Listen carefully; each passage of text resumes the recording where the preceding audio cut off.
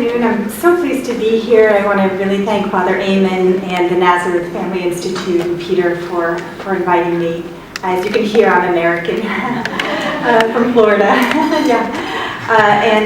I'm just so pleased that I've been invited to speak on this topic, which I think is so important. We've heard a lot about the centrality of love to Humanae Vitae. And what I hope to do now is to pause over this idea and to delve into it a little more deeply. I'm going to try to make this very accessible, but for those of you here who are philosophers and theologians, I think what I'm going to offer is really a strict metaphysical argument showing why the spousal act has to include both dimensions, the unitive and the fruitful. Okay, by metaphysical, by the way, if anybody's not familiar with that term, it just means going to the deep root of something, okay, the deepest being. And that's what I want to examine. Now, there are two cornerstones, I think, that you see at work in the encyclical. I'm going to only choose a few passages, but I hope that as you read it, you keep this in mind, okay? The one is the nature of love. One has to understand the nature of love to understand the teaching. And the second is the embodied nature of the human person. William Newton mentioned the Manichaeism that's such a problem, right? The Manichaees separated body and soul. But instead, the human person is a unity of body and soul, such as John Paul II, he writes, the body is the person. Okay, so these are the two that we're going to look out for as we go along. Okay, so here we have, right at the beginning of the encyclical, Paul VI tells us that conjugal love reveals its true nature and nobility when it is considered in its supreme origin, God, who is love, the Father from whom every family in heaven and on earth is named. Okay, we have to take that very seriously. We're not going to understand the teaching unless we understand the nature of love. Now, he tells us that marriage, therefore, is not a product of chance. Okay, it's something that is designed by God for him to accomplish his plan of love. And he says, and he also says that marriage is a sacrament that is a sign of the love between the church and Christ, between God and the soul. And so he says, when these matters are placed in the proper light, we can clearly see the characteristic marks and requirements of marital love. And that's what we want to do. We want to see what the characteristic marks and then the requirements of marital love are. It is of greatest importance to have an exact understanding of these. Okay, so let's dive right in. All right, so first of all, what is love? Okay, it's one thing, but it's made up of three elements. The generosity of self-gift, and then the receptivity to that self-gift. Once these are mutually accomplished, we have the reality of the union of the two. Right? So love is the union that comes about through self-giving and receiving that happens on both sides. It's mutual. But it also includes another dimension, which we often miss as really being a part of love, okay, which is the fact that all giving and receiving gives life. This kind of exchange gives rise to new life. Okay, think about the exchange that you even have with a friend. You share an idea and they receive it. Something new comes to birth in the soul of the two people. We feel this even more in the case of love, okay, and think especially of the case of spousal love, of romantic love. Each person opens himself up to the other and finds himself in the love and the receptivity of the other person. Okay? As each person dies to himself to live for the other, they're born to a new life. If you think of the happiness in the souls of those who love each other, right? A new moral strength. All right, people find themselves with new energies and so forth. Okay, this is part and parcel of what love is. And you can think about this. Imagine associating this generosity of the mutual giving and receiving with death, with decay, with diminishment. You can see what a contradiction that would be. Okay, so we have these three elements. They all constitute love. Now, very interestingly, remember Paul VI says at the beginning, God who is love. Now let's look at that. What does it mean that God is love? Okay? Well, again, let's take this seriously. Let's do a philosophical analysis of this. We know that love consists in giving, receiving, and the fruit. Well, lo and behold, who is the first person of the Trinity? He is who he is through the gift of himself to the Son. Have you heard that? The kenosis of the first person of the Trinity. He pours himself out. He is pure self-gift personified. And then there we have the Son. Who is the Son? How does he come, so to speak, to be who he is? Through receiving the gift of the Father. He is the act of receiving personified, says St. Thomas Aquinas. Okay? And then, of course, the Holy Spirit is generated. The Church has defined the Holy Spirit as one who is generated by the love that exists between the Father and the Son. Now that's pretty neat to think about it, isn't it? To see that God is love. We see those three elements of love. The communion that's instituted through the giving and the receiving, and then the new life, who is the Holy Spirit. Okay, so Pope Paul VI tells us at the very beginning, we're not going to understand the teaching unless we understand that this is what marriage is. Okay, it's patterned after the being of God. Now, I'm going to use, as William Newton said so beautifully, that John Paul II is the definitive interpreter, I think, of Humanae Vitae. And I fully agree, and you're going to see that I'm going to use quite a few passages there. I've tried to note where they're from. So now, this love, as we know, within the Trinity, by a free choice of God, by a purely generous gift, goes outside of itself and brings into existence new creatures, new beings, finite souls, that he will then, the very meaning of their existence is to respond to the love that he gives through their creation. Okay? Now, before creating man, the Creator withdraws, as it were, into himself in order to seek the pattern and inspiration within the mystery of his own being. Okay? He's about to create man. And it's very, very, very sweet the way John Paul II put it. He says he pauses, he creates the rest of the world, and then he pauses and he withdraws, and he looks into his own being. He's going to find the inspiration for who and what man is in the mystery of his being, which is here shown as the divine we. And so we find in Genesis, God created man in his own image. In the image of God, he created him, male and female, he created them. Okay, now I have a question for you. Are angels created in the image and likeness of God? No. Oh, goodness. Okay. Well, actually, you all are way ahead of me, because that's going to be the answer that I'm going to give. But I was going to actually say yes and no. Okay. Now, are they rational beings that are made for love? Yes. That sounds an awful lot like God, right? God does seem to be the pattern for their being. So in some sense, they are in his image. But this is where we have a tremendous mystery. The human person is actually going to image God in some way more closely than the angels. Very extraordinary, okay? And they're lower beings than angels. Angels are much more powerful, and perhaps some of the theologians say that this is the temptation of Lucifer, that he failed. He saw that the second person of the Trinity would become this lowly being, a human person, take on the nature of this being that's much lower than the angels, okay? God, in a sense, hands over the creation of creatures to his creatures. Okay? We are co-creators with God, but one can even say that God is co-creator with us. Okay? Because John Paul II says, through their free cooperation, all right, so for their three choices that they initiate, that God then appears and creates a human person. Okay, now, here's a question, a philosophical question for you. Can a creature bring into existence anything at all by his own power from nothing?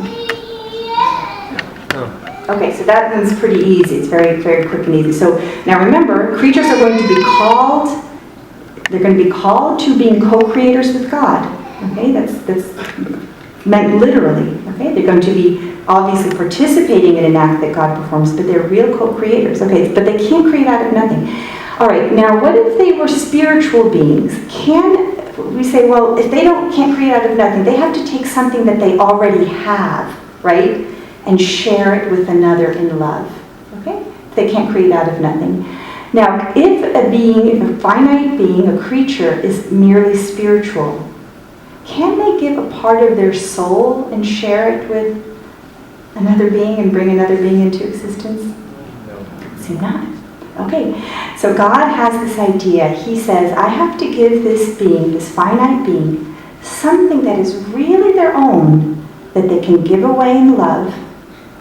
It's really part of them, but that they can also share. And so he comes up with the idea of a human body. And he creates now rational, spiritual, immortal beings that are a union of the material and the spiritual, that are made up of body and soul. Okay, and now we're beginning to go into the second cornerstone. Okay, we've discussed love, and we're getting into the second cornerstone. What does it mean that you have a spiritual being that actually is united to matter? It's an embodied being. Paul VI tells us, this love is first of all fully human, and therefore both of the senses and of the spirit. Now this is kind of extraordinary. The love is going to be incorporated into the bodily dimension of the person. Now would we at first sight think that matter can be combined with love? It seems kind of strange, doesn't it? Right? Matter is inanimate, unspiritual, and so forth.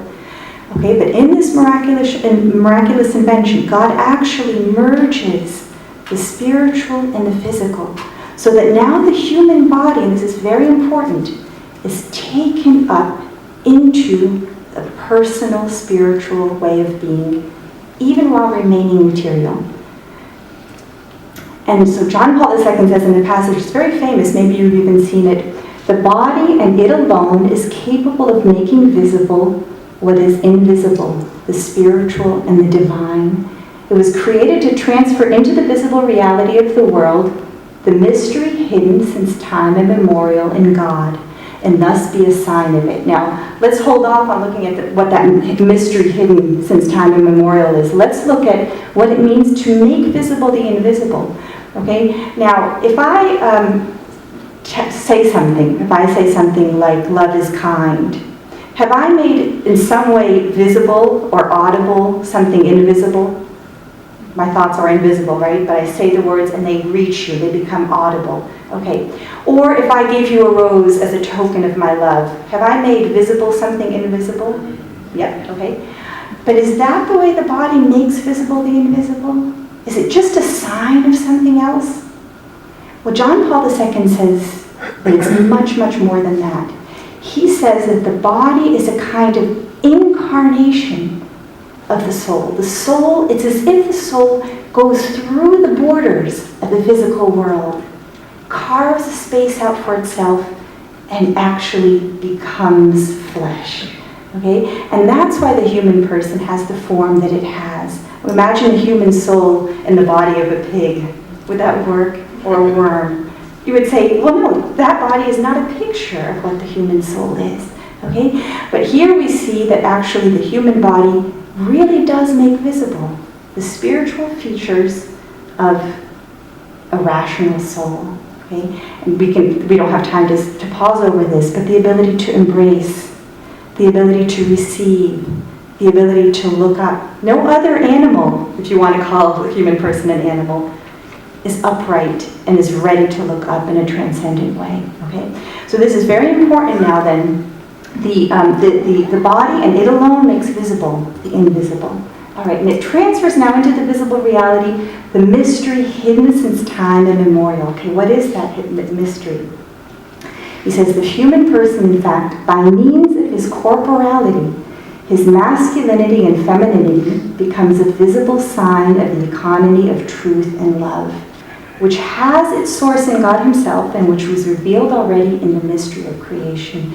Okay, now in the Old Testament, of course, God revealed himself as he who is.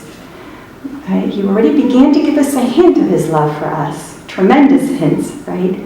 But it's in the New Testament that this mystery that's hidden from all ages really comes out. God is love. Now, creating the human person as male and female, as man and woman, he created a situation in which something that's true of his being now becomes visible. A mystery now becomes tangible. Okay, and this is where I want to pause for a moment then. And we saw that the Trinity is a communion of persons. Okay? So if you say that masculinity and femininity are somehow going to mirror that communion of persons, it tells us something very important about masculinity and femininity. Right? In this gender ideology, male and female are opposites. They're hostile. Right? But what if we understand that masculinity and femininity are meant to be the revelation of the communion of persons in love within God? We immediately know that we have to interpret them quite differently. Okay? And in fact, what I would suggest is that masculinity is a kind of picture in an incarnate person of the self-giving of the Father, the one who goes out of himself in generous self-gift. That's what the masculinity is a picture of in an incarnated person. Femininity is a kind of picture or model, a symbol of the receptivity of the Son. Okay? We don't find any masculinity or femininity in God. Okay? But we find that these gestures of giving and receiving become incarnate. And there's like a physical and spiritual picture in the man and in the woman. Okay? Now, in the relationship of love, both have to give and both have to receive. But I'm just saying, in the being of the man and the woman, we see a kind of picture of these gestures of love. And in that, we see that they're actually ordained to a communion with one another. Okay? Now, we know that also this communion of love culminates in the sexual union, all right, which I prefer to refer to as the spousal union. It's not just sexual, right? It's between spouses. It's an incarnation of spousal love. So, all right, so I want to pause over that because this is the other cornerstone. Now, just as we said that the human body is an incarnation of the human soul, now what we're seeing is that the body, in its capacity for intimacy, is an incarnation of love. Okay, so I'll say that again because it's very, very important. Right? The sexual faculty, says John Paul II, right from the beginning has a spousal character. It's not first and foremost generative. He says it's first and foremost spousal. What you see in this exchange is an incarnation of what? Of the giving and receiving of love in the masculine and feminine bodies. But it's actually an incarnation of the spiritual act of spousal love that's more fundamental and is now finding an incarnation in the intimate sphere. What a different understanding of sexuality John Paul II gives us from the culture. Sex is an incarnation of love. Okay? And so it's patterned after the features of love. Giving and receiving. Okay? So keep that in mind. What's fundamental is the spiritual act of love, right? Spouses, a couple ought to fall in love before they're married. We heard the bishop speak about these arranged marriages and how sad it was. I'm glad that we've come to a new understanding of marriage, right? Love, the spiritual act of love is to be the foundation, and then it becomes incarnated in the spousal act. Okay. Now, so here we have the two gestures of love already represented up here. Femininity and masculinity are the receptivity and the giving of love incarnated in the spousal act. But what's missing still? Love is made up of three dimensions. Okay? So, in going through the features of love that Mr. Newton already put up for us, Paul VI says, and finally this love is fruitful, since the whole of the love is not contained in the communion of spouses. A very important sentence. The whole of love is not contained in the communion of the spouses. It also looks beyond itself and seeks to raise up new lives. Okay, now again, let's pause over this. All love is fruitful.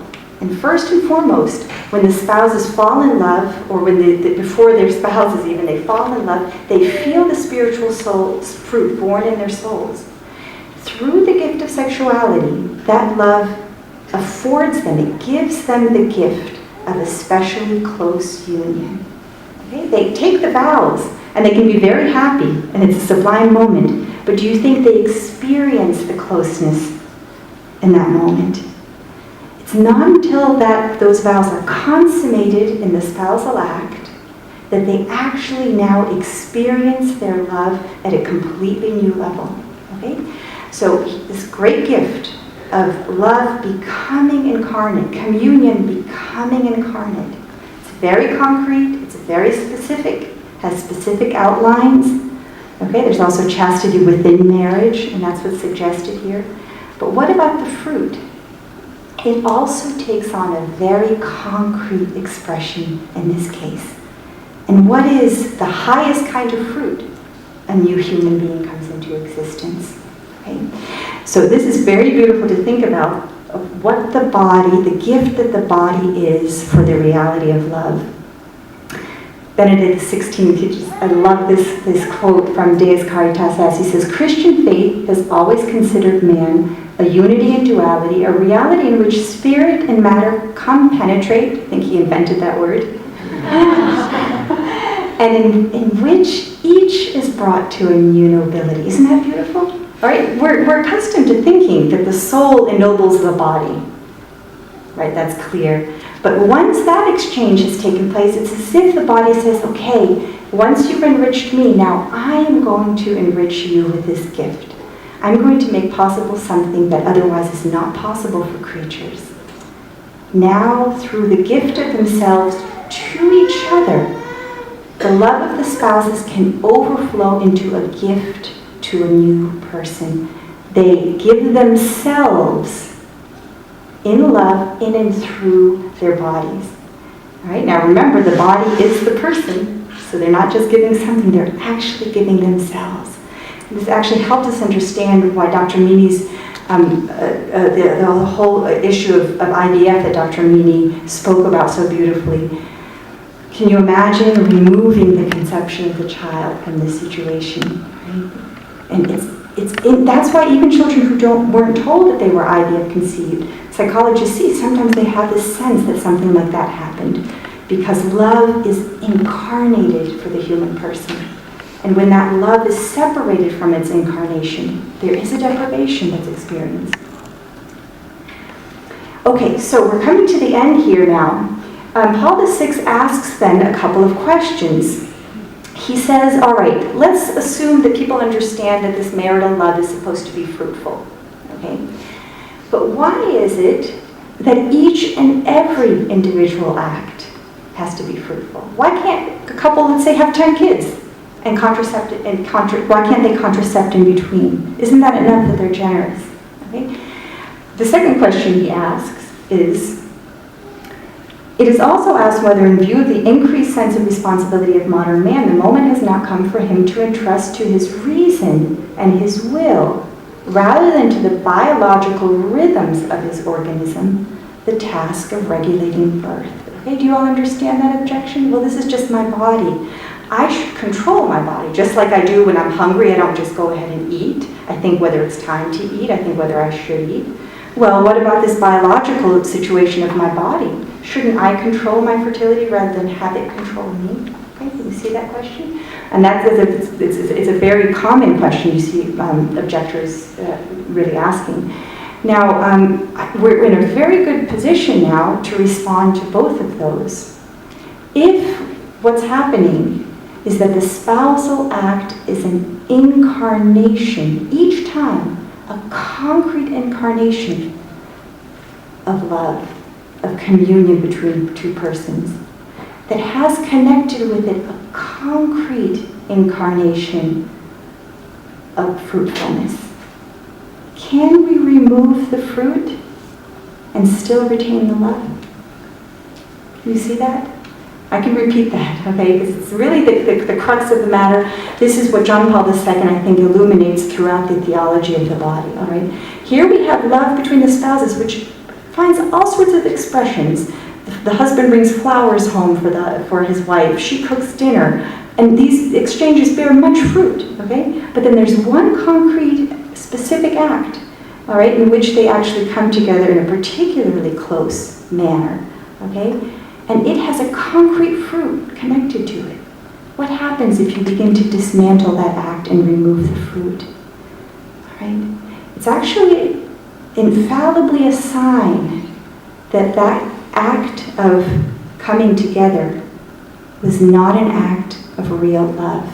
To some extent, it was compromised, because if it really contained the communion for which the sexual act was fashioned, it would be prepared to overflow into that fruit.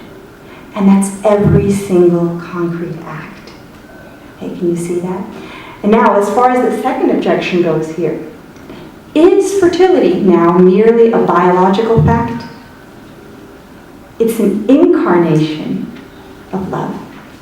So that means that this act is governed not by biology, it's governed by the law of love. Okay? So if we go on, this is the conclusion that we know, this very famous passage. He says, the church, calling men back to the observance of the norms of the natural law, teaches that each and every marriage act must remain open to the transmission of life.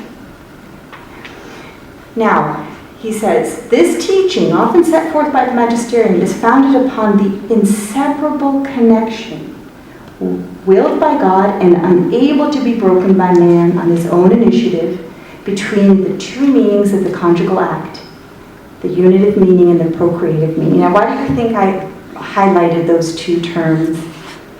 All right, so he actually says they're inseparable.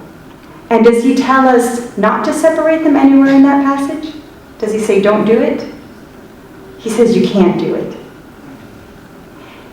Of course, we may not try. So that's what he tells us, that each one must remain open to life. Because why? If it doesn't, if they're unable to be broken, that means that if you remove the fruit, do you retain the communion anymore? You destroy the love. You see that? Okay? That's why he says you're unable to keep one and reject the other.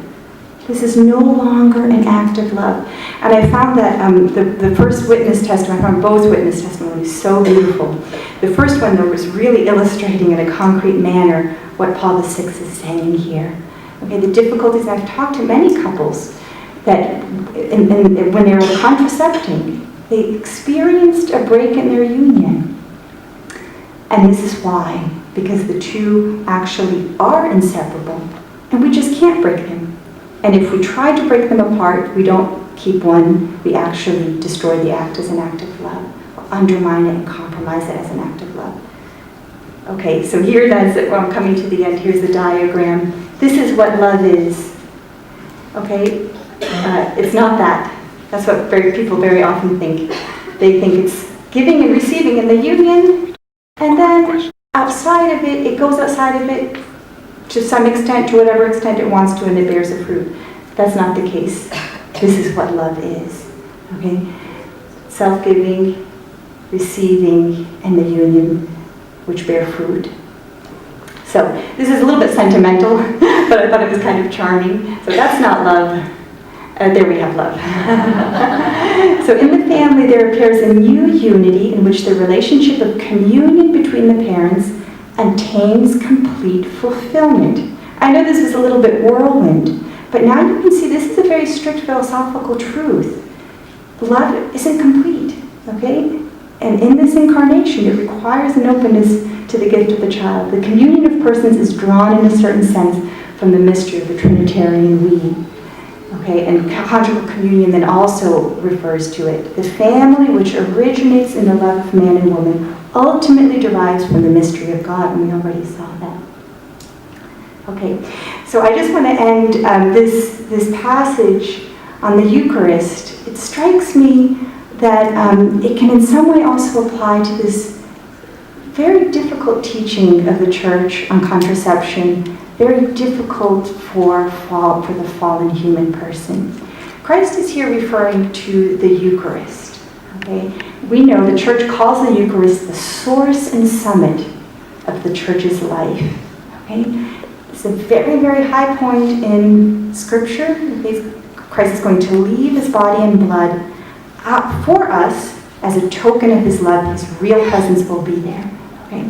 Now, many of his disciples, when they heard it, said, this is a hard saying. Who can listen to it? Sounds a lot like what people say when they hear contraception.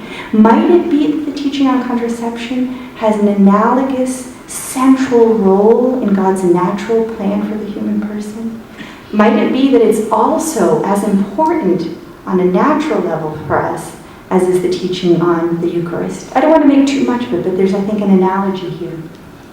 But Jesus said to them, "Do you take offense at this? The words that I have spoken to you are spirit and life." Many of his disciples drew back and no longer went about with him. And Jesus said to the 12, "Do you also wish to go away?" And Simon Peter answered him, "Lord, to whom shall we go? You have the words of eternal life." And we heard in the witness testimonies that anything that's worthwhile is going to be difficult, right? And it's also true of this teaching.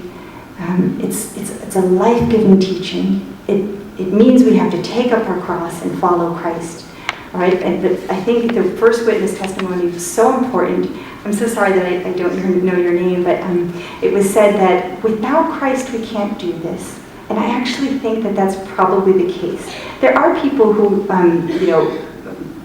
people who think that it's unhealthy to use contraceptives and try to use the rhythm method. So I know that it's possible, but I think by and large we really do need the grace of Christ, and so the evangelization needs to be pretty big, not just on contraception, but also bringing people back to the life of Christ. And we always have then the Holy Family as sort of our model and as the source of grace. So thank you very much.